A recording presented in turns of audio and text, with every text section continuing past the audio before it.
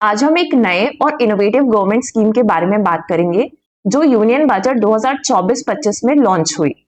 इसका नाम है एनपीएस वात्सल्य यानी कि नेशनल पेंशन सिस्टम वात्सल्य। ये स्कीम बच्चों के लिए है, माइनर्स के लिए। अब आप बोलेंगे कि अभी हम इस स्कीम को क्यों डिस्कस कर रहे हैं। तो अगर ये स्कीम बजट में अनाउंस की गई थी, फिर ये इंट्रोड्यूस किया गया सितंबर 2024 में लॉन्च किया गया और तब से अप्रैल 2025 में हम पहुंच चुके हैं। अब तक इसने 1 लाख से ज्यादा सब्सक्राइबर्स ने रजिस्टर कर लिया स्कीम में। नमस्कार, मेरा नाम है मेघना और आप सभी का बहुत बहुत स्वागत है लर्निफाई आईक्यू के यूट्यूब चैनल पर। तो आज हम डिस्कस करेंगे सेशन में एनपीएस वात्सल्य के बारे में, उससे रिलेटेड प्रीलिम्स के इंपॉर्टेंट फैक्ट्स भी हम कवर करेंगे। मेंस के लिए अगर कुछ रिलेवेंट है तो वो भी हम यहाँ पे डिस्कस करेंगे और लास्ट में स्कीम को कवर करने के बाद हम प्रीलिम्स से रिलेटेड एक एमसीक्यू भी सॉल्व करेंगे। क्वेश्चन आपको मैं बताऊंगी, आपको आंसर कमेंट सेक्शन में देना है। तो चलिए शुरू करते हैं। अब हम पढ़ने जा रहे हैं नेशनल पेंशन सिस्टम वात्सल्य के बारे में। अब सोचिए, क्या आपने 18 साल से पहले कभी सिस्टमैटिक सेविंग्स स्टार्ट की थी? क्या नहीं की होगी ऑब्वियसली, है ना। हमें से किसी ने शायद नहीं की होगी। हम सबके पास गुल्लक हुआ करता था उस जमाने में, ठीक है। बहुत पुराना जमाना तो नहीं है, अभी भी होते हैं, बट पहले एक अलग ही क्रेज हुआ करता था। तो हम उसमें ही सिक्के डालते थे, सेविंग्स करते थे और बाद में उसको फोड़ने का भी अलग ही मजा होता था, ठीक है। तो ज्यादातर लोग ऐसा सेविंग्स नहीं करते थे, इस तरीके की सिस्टमैटिक सेविंग्स। तो इसी फाइनेंशियल अवेयरनेस को बढ़ाने के लिए गवर्नमेंट ने एनपीएस वात्सल्य लॉन्च किया। ये स्कीम जो है वो माइनर बच्चों के लिए एक pension plus savings account create करने का मौका देती है, जिसमें पेरेंट्स या गार्जियंस इन्वेस्ट कर सकते हैं, राइट। अगर हम डिटेल्स में जाएं तो ये scheme union finance minister Nirmala Sitharaman ने लॉन्च किया था। डेट ऑफ अनाउंसमेंट की बात करें तो ये डेट अनाउंस हुई थी ये स्कीम यूनियन बजट 2024-25 में। लॉन्च डेट डिफरेंट है आपका, आप देख लीजिए। इसके बाद अगर आप देखेंगे तो ये एडमिनिस्टर किसके द्वारा किया जा रहा है, काफी इंपॉर्टेंट चीज है। ये एडमिनिस्टर किया जा रहा है pension fund regulatory and development authority यानी कि पीएफआरडीए के द्वारा एडमिनिस्टर किया जा रहा है। अब हम इसके की फीचर्स यानी कि डिटेल्स में आ जाते हैं जो इंपॉर्टेंट होते हैं। टारगेट बेनिफिशियरीज आप अच्छे से याद रखिएगा कि इसके टारगेट बेनिफिशियरीज माइनर्स है ना। माइनर्स है, माइनर्स यानी कि अगर एक बच्चा जन्म लेता है तो न्यू बॉर्न बच्चे से लेकर 18 साल तक यहां पर उस बच्चे के नाम पे अकाउंट क्रिएट किया जा सकता है। स्कीम का टाइप देखेंगे तो सेविंग कम पेंशन स्कीम है। रेगुलेटरी अथॉरिटी हम ऑलरेडी देख चुके हैं। अब ऑब्जेक्टिव और सिग्निफिकेंस को हम धीरे धीरे करके डिस्कस करेंगे। कुछ और फीचर्स देखते हैं, जैसे एलिजिबिलिटी तो हमने देख ली है। इसके बाद अगर हम देखेंगे कि अकाउंट को ऑपरेट कौन कर सकता है, अकाउंट को मैनेज कौन कर सकता है, तो ये पेरेंट या गार्जियन के द्वारा किया जाता है। जब तक वो बच्चा 18 साल का नहीं हो जाता तब तक पेरेंट्स ही मैनेज करेंगे, अकाउंट को ऑपरेट करेंगे। कंट्रीब्यूट कितना करना है, तो मिनिमम यहाँ पर 1000 रुपए पर ईयर कंट्रीब्यूट करना है। कोई अपर लिमिट नहीं है, आपके पास जितना है आप उतना ज्यादा कर सकते हैं इसमें, ठीक है। तो ट्रांजेक्शंस वगैरह हम डिस्कस करते हैं कि क्या होगा। बेनिफिट मैकेनिज्म क्या होगा इसका। बेनिफिट मैकेनिज्म ये भैया लॉन्ग टर्म वेल्थ क्रिएशन है ना। धीरे धीरे कंपाउंड इंटरेस्ट बढ़ेगा और उसके साथ लॉन्ग टर्म में वेल्थ क्रिएशन होगा। मोड ऑफ अकाउंट ओपनिंग क्या है यहाँ पर कि 2 मीडियम से किया जा सकता है। ऑफलाइन मोड में अगर आप करना चाहते हैं तो पॉइंट ऑफ प्रेजेंस जो है आपके banks, India post, pension funds, इन सब के द्वारा ऑफलाइन मोड पे किया जा सकता है। अगर ऑनलाइन कर सकते हैं तो उसके लिए भी एक इजी प्रोसेस बनाया गया है। ऑनलाइन वाया ई एनपीएस के द्वारा ऑनलाइन भी इसमें रजिस्टर किया जा सकता है, स्कीम के साथ शुरू किया जा सकता है, ठीक है। तो ये हमने इसके देख लिए कुछ की फीचर्स। इसके बाद आ जाते हैं हम कंट्रीब्यूशन डिटेल्स पे। कंट्रीब्यूशन डिटेल्स हमने वैसे तो देखा है, देखिए आप मिनिमम रिक्वायरमेंट क्या है कि 1000 वन टाइम मिनिमम देने पड़ेंगे, 1000 रुपीज पर एनम है सब्सिक्वेंट कॉन्ट्रीब्यूशंस पे। अब यहाँ पे कोई अपर लिमिट नहीं रखी गई है, ये आपको अच्छे से याद रखना है ना।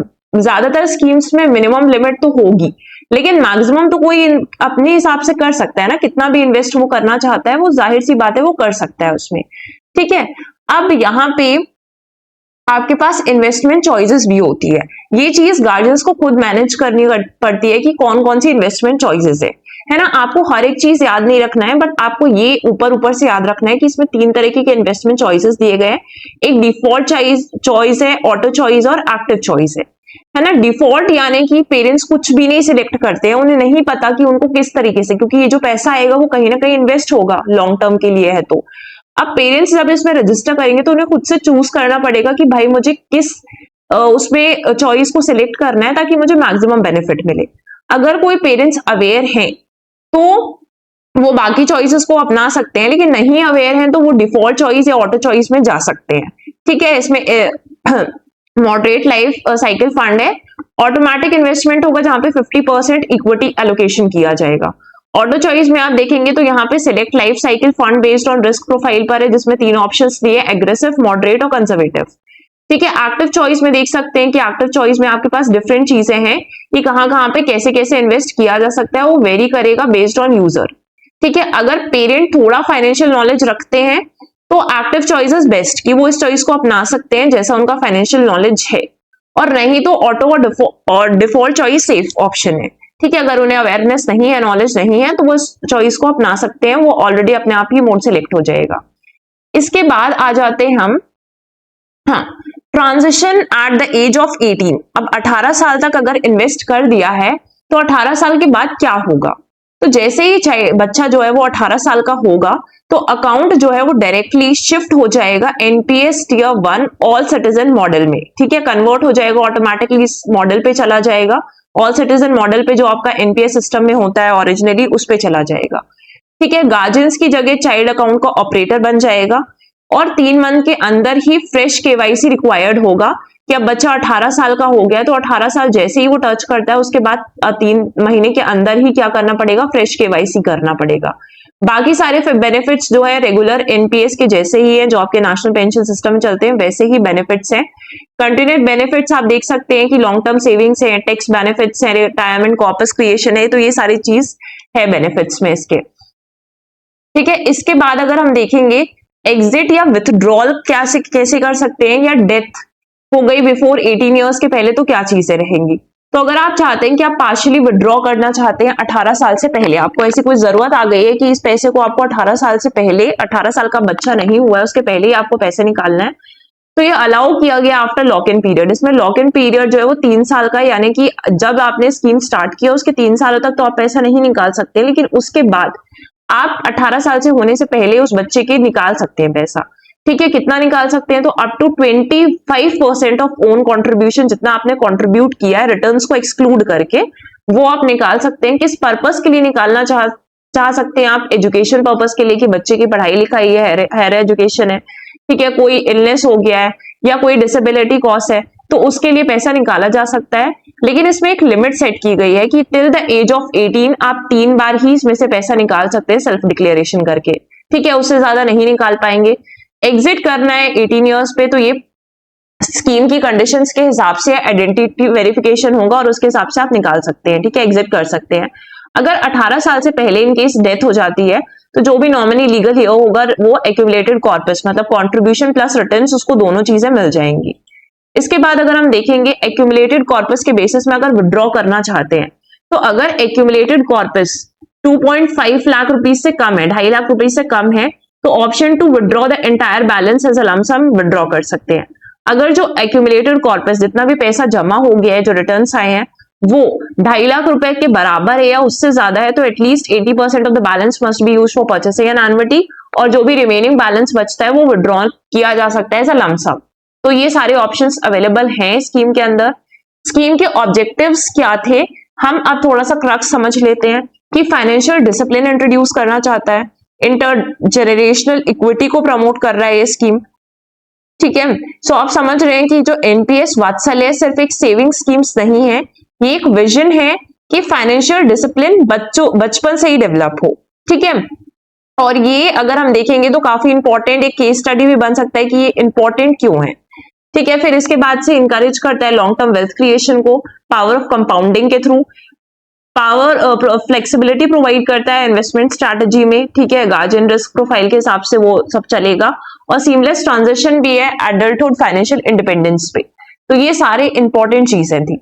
एक सीरियस एस्पिरेंट को इस एनपीएस वात्सल्य स्कीम से क्या क्या चीजें उठानी है, तो अगर हम फैक्चुअल लर्निंग देखें प्रीलिम्स के लिए क्या क्या इंपॉर्टेंट फैक्ट्स हैं, तो आपको स्कीम का नेम पता होना चाहिए, टारगेट ग्रुप आपको पता होना चाहिए कि टारगेट ग्रुप कौन सा है, माइनर्स है ऑब्वियसली।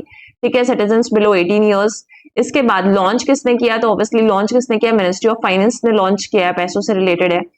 एडमिनिस्टर किसके द्वारा किया जा रहा है, तो एडमिनिस्टर्ड बाय, आप याद रखेंगे कि पीएफआरडी के द्वारा किया जा रहा है, इंपॉर्टेंट फैक्ट है। की फीचर्स क्या है स्कीम के, तो कुछ इंपॉर्टेंट पॉइंट्स हैं, जैसे मिनिमम कंट्रीब्यूशन आपको याद रखना है कि 1000 रुपए पर ईयर किया जा सकता है मिनिमम कंट्रीब्यूशन, मैक्सिमम कोई लिमिट नहीं सेट की गई है इसके अंदर। इन्वेस्टमेंट चॉइसेस कौन कौन सी अवेलेबल है, तो 3 चॉइसेस हैं, डिफॉल्ट, ऑटो और एक्टिव। अगर हम देखेंगे तो ट्रांजिशन किया जा सकता है इसमें एनपीएस टियर 1 में अगर 18 साल के हो जाते हैं तब।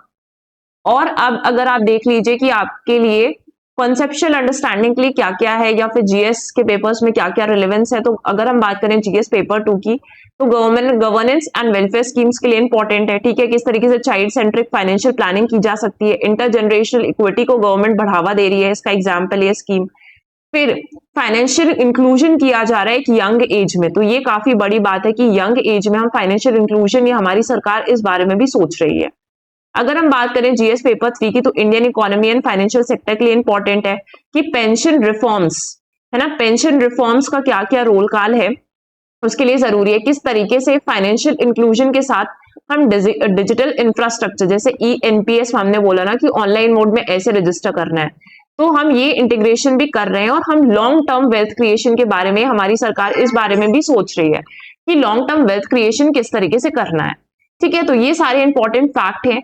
अगर हम बात कर लें कुछ वैल्यू एडिशन की एथिक्स में, तो एथिक्स में क्या है कि ये रिफ्लेक्ट करता है एथिकल गवर्नेंस को, है ना, और हाईलाइट करता है कुछ अच्छी वैल्यूज की रिस्पॉन्सिबिलिटी क्या है, इंटरजनरेशनल फेयरनेस को हम किस तरीके से बढ़ावा दे रहे हैं, तो इसलिए काफी ज्यादा इंपॉर्टेंट है, ठीक है। जहां पर एक पॉलिसी मेकर को डिसाइड करना है immediate gratification versus long term welfare, कि अगर आपने कोई भी पॉलिसीज बनाई है तो उसका एक इमीडिएट ग्रेटिफिकेशन होगा, जल्दी से मिल जाए जो की चीज, या फिर लॉन्ग टर्म में क्या क्या वेलफेयर हो रहा है सिटीजन्स के लिए, वो चीज ध्यान में रखनी होती है एक पॉलिसी मेकर को, ठीक है। तो आप देख सकते हैं कि कुछ हमारे अमृतकाल या विकसित भारत के टर्म्स इकोनॉमिक प्लानिंग हमें जो करनी है उस सब के लिए काफी ज्यादा इंपॉर्टेंट है। अब हम आ जाते हैं अपने प्रीलिम्स के क्वेश्चन पर कि with reference to the NPS Vatsalya consider the following statement. पहली है कि पहला स्टेटमेंट है आपका, scheme allows contributions only until the child attains the age of 18 years, पहली स्टेटमेंट है।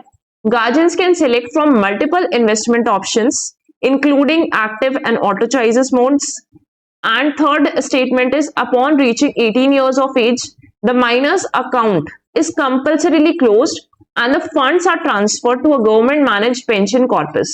अब आपको यहां से करेक्ट आंसर बताना है। आई होप कि आप लोग कमेंट सेक्शन में करेक्ट आंसर रिप्लाई जरूर करेंगे, ठीक है। फिर उसके बाद हम इसको नेक्स्ट लेक्चर में डिस्कस कर लेंगे कि what was the correct answer.